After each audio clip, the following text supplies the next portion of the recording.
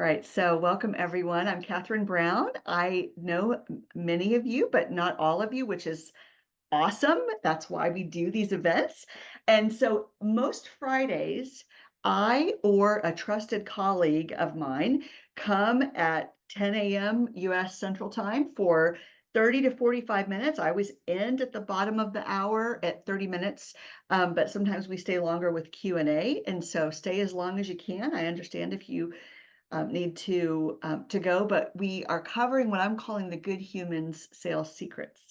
And what I'm doing is I'm thinking all week long about what content to share where you can learn the things that have become secrets well, let me rephrase that. They're things that might seem like secrets to you, but they're things that were hard-earned lessons by me. And we're actually in a short series right now on assumptions, and they're assumptions related to qualifying, assumptions related to what our buyer might or might not be doing and thinking. And so let me do a couple of quick things as an intro, and then we'll move right along. What some of you that jumped in a little bit later might not have heard was that as we were networking and talking at the very beginning of the webinar, we were discussing some relationship development that happens in events like this. So I want to encourage you, if you're comfortable and you're interested in doing it, please use the chat and introduce yourself to one another. Share your social profiles. If you have a lead generator, if you offer an email marketing list where you teach on a certain subject, please don't hold back. Please share it, because although you're here for business development training, you can get these other things, and all these things are things that happen inside the networking communities inside the Good Humans Network, the sales training inside the Good Humans Network. We're always trying to connect people. So please use the chat and please do that. And I mentioned these hard-earned lessons. A couple of the things I'm going to talk about in particular, I learned in these years where I was this 8 years of a B2B consulting sales employee. These were high ticket, big IT systems projects that were committee purchases. I sold implementation services for big accounting systems and human resources systems and payroll systems and student information systems.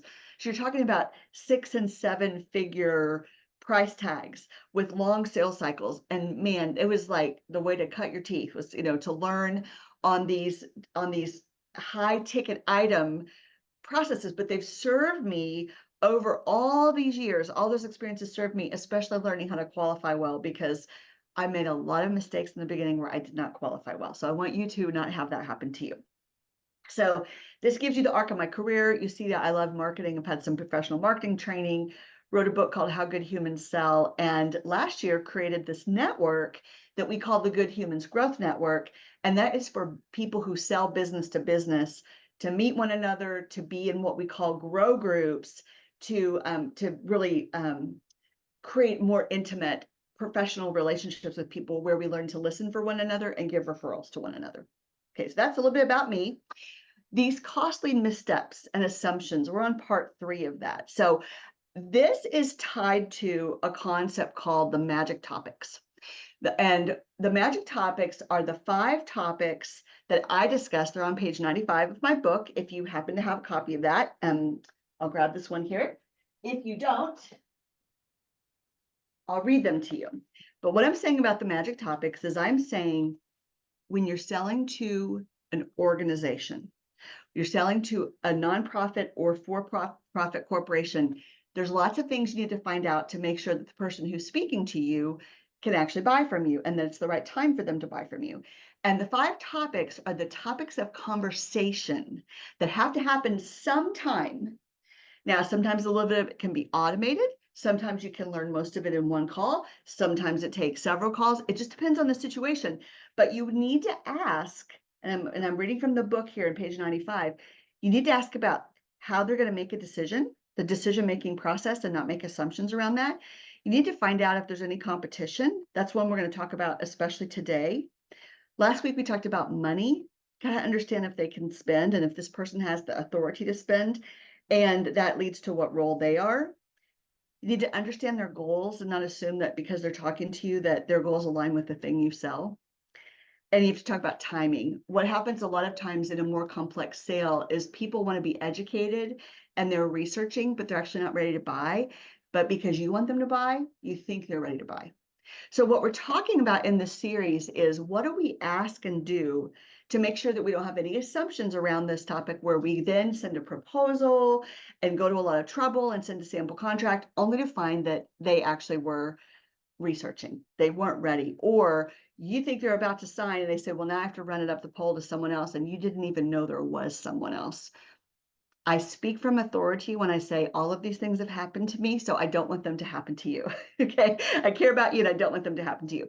So, super quick review that I'm going to do 2 new principles. What we've covered up until now that I want you to see so that you know to go back and ask for the recordings or look for these things on YouTube is we've covered the issue of time. One assumption people make is that they think that the amount of time that my prospect spends with me is an indication of their commitment to buy. And that is not true. People don't manage their own time well. They certainly won't always respect your time. And so the danger related to timing as a subject in the 5 magic topics is that you will infer or assume certain things based on the amount of time they spend with you. And they might be perfectly happy to get free consulting and advice. They might have a lot of words and like to be on calls long, and you set your discovery call for 30 minutes, but they're always pushing you for longer. People like free stuff. And so we have to ask about their intentions and make sure they're the right person, because the amount of time they spend with you doesn't necessarily indicate. The other thing is that one of the magic topics is this issue of how will they decide to move forward?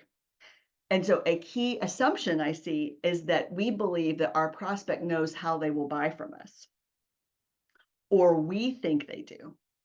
But if you ask, how will you decide to move forward? Seems like there's several people who will be impacted by this decision, and then you just zip it and you wait to see what they say. Most of the time, I think you're going to find that they don't have a formalized process. You might sell something that is a new concept to them, and they don't have this as a budget item. This has come up, in past calls here before, where we actually have to educate them why they have to find money for it, because it's going to make such a difference in their organization. So they don't know how they're going to engage.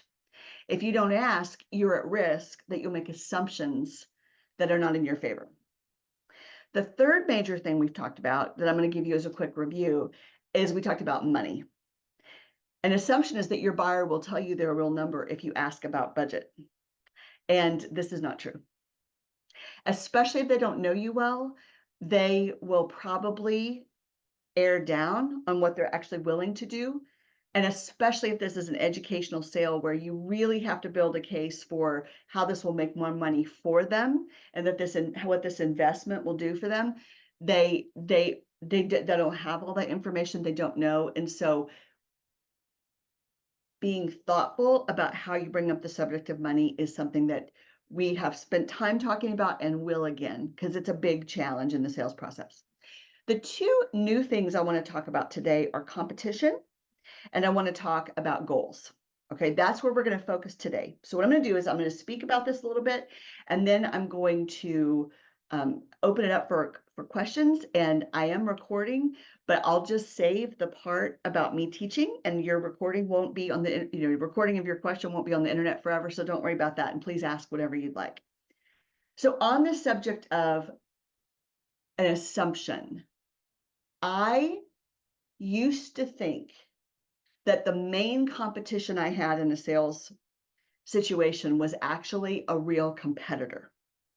So remember I said back a long time ago, I found that I would get these leads from software companies, and they would be selling this big accounting software package to, say, a university. And I knew all the names of the other implementation partners that I might end up selling against. And so what I learned over time was all the names of who was likely to come up, sort of the list of usual suspects. So if you don't use me, you'll use so-and-so. If you don't use me, you'll use so-and-so. I learned that. And when they made a software purchase, most of the time they were going to use a firm and not try to do the project themselves.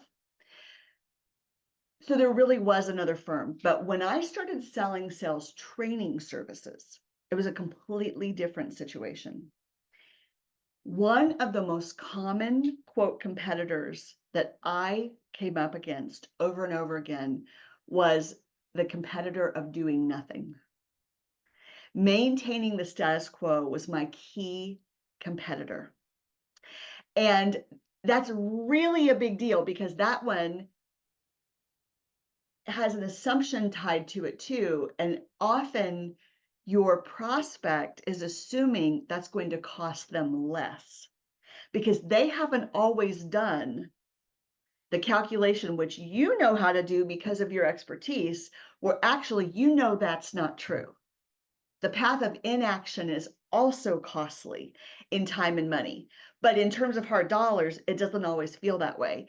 And so I think in some ways, the competitor, which is the do nothing option, I think it's the most difficult one to sell against. This is what I found over time.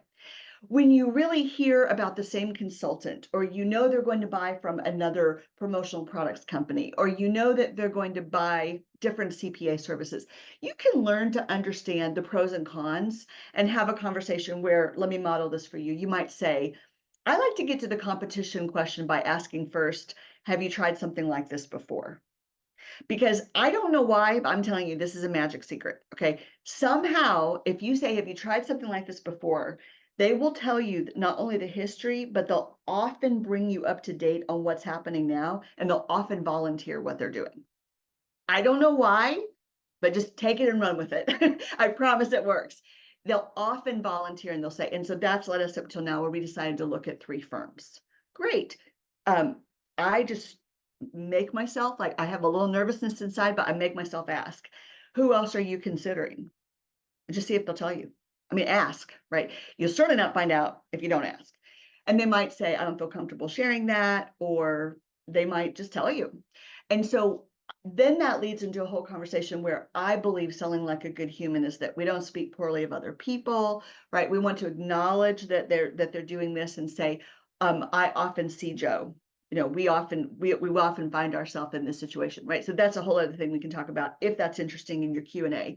The assumption related to competition that I want you to walk away with today is that you might be assuming that buying from a real competitor that's another company is your main issue. And I think at least half the time, in my experience, the issue is doing nothing and then walking away from your conversations without understanding the value. That's a risk.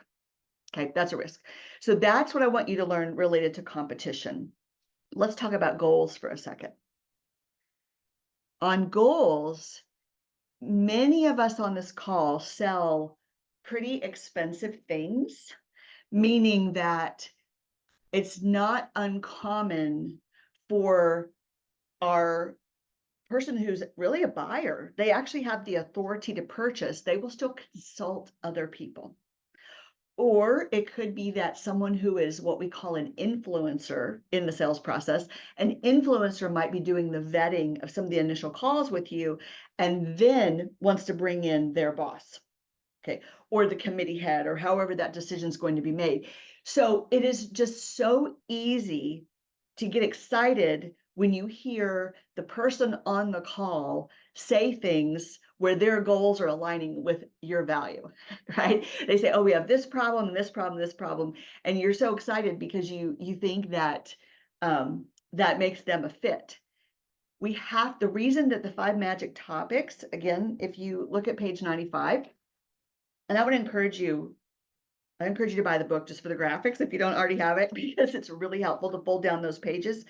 The reason this is not a flow chart of doing things only in a certain order is because when you ask questions about goals, it gets back to people, timing, and money, right? All of the issues are related to one another. So that's where you want to be able to ask and find out. My alarm is reminding me to leave time for questions. So that's why I was looking down. With the assumption the buying team shares the same goals, that's where you have to learn other people's names. So I often find out this answer by jumping over to what seems like a different magic topic. If I ask a question like, how will you decide to move forward?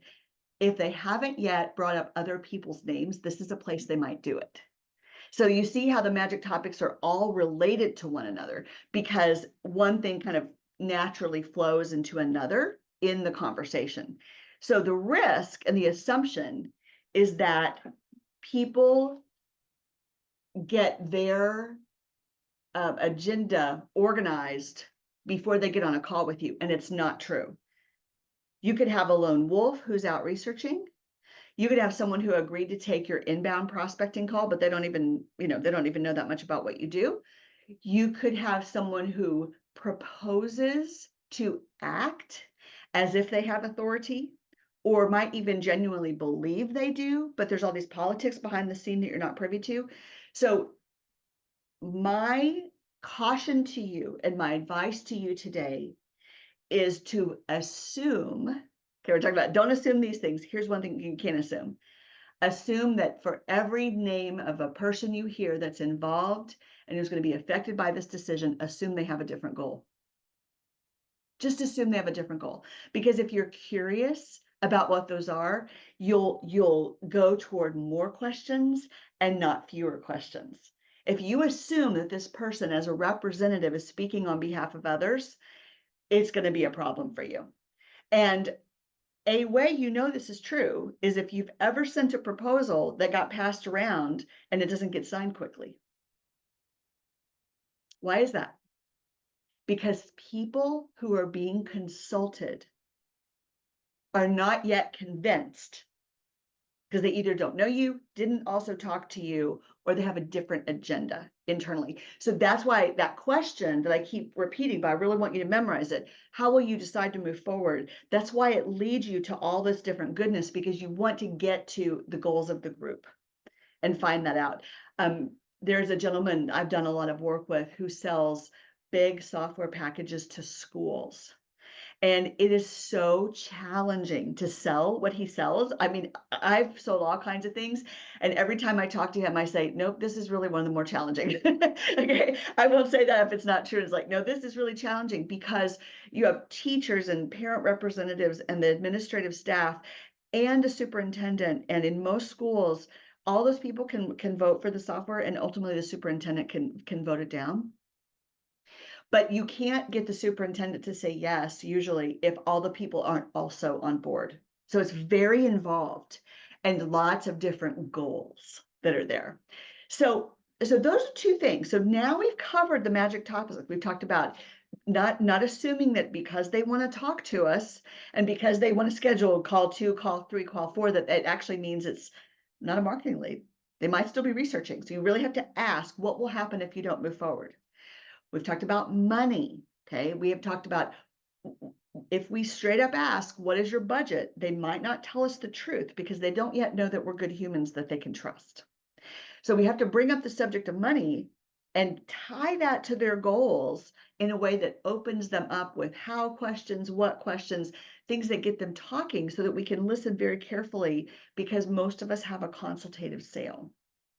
And then we've talked today about how one of your greatest competitors is often not another company that sells what you sell.